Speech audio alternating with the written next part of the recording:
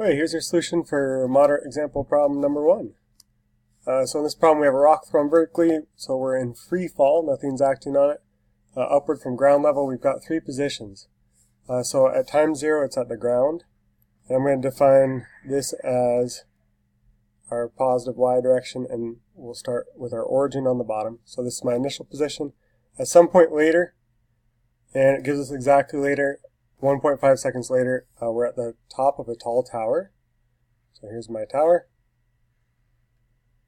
And 1 second after that, we're at its maximum height. So we've got 3 spots here. I'm going to fill in some values for them. Our initial position, we're defining this as our origin, so this is 0 meters. Our velocity to start, we don't know. Our acceleration, since we're in free fall this whole time, we're at negative 9.8 meters per second squared, and I have an initial time, and my initial time is 0 seconds. For my point right at the tower, I want to know what this y value is. We're not given it. That's the height of my tower. My velocity at the top of the tower, we also don't know. And my acceleration happens to be negative 9.8 meters per second squared. My time, it took 1.5 seconds to get to the top. And at the very peak, we're given our time is 1 second after 1.5 seconds. So we're at 2.5 seconds in my travel. My acceleration, we're still in free fall. Negative 9.8 meters per second squared. My velocity at the top. And my y at the top. I don't know my y, but I do know my velocity. We're at the turning point when I'm going upward to starting to go downward.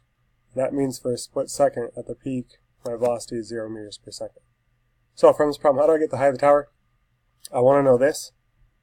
Initial way to combat this problem would be to compare these two.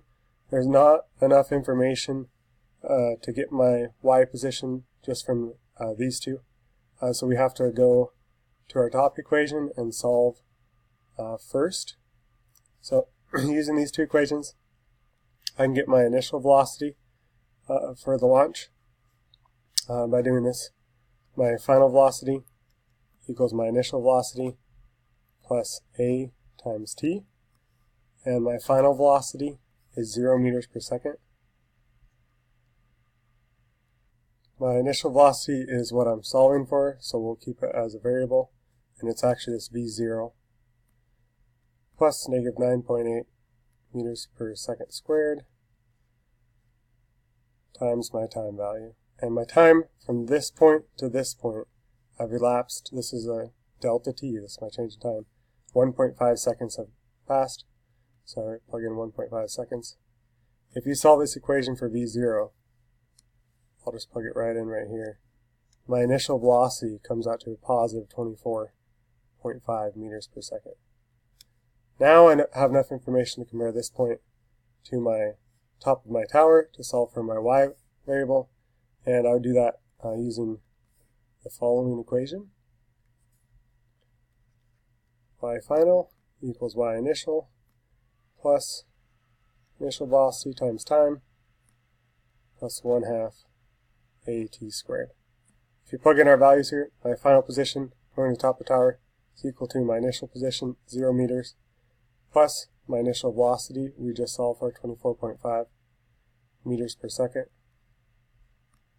times my time, 1.5 seconds that have elapsed, plus 1/2 negative 9.8 meters per second squared, times 1.5 squared.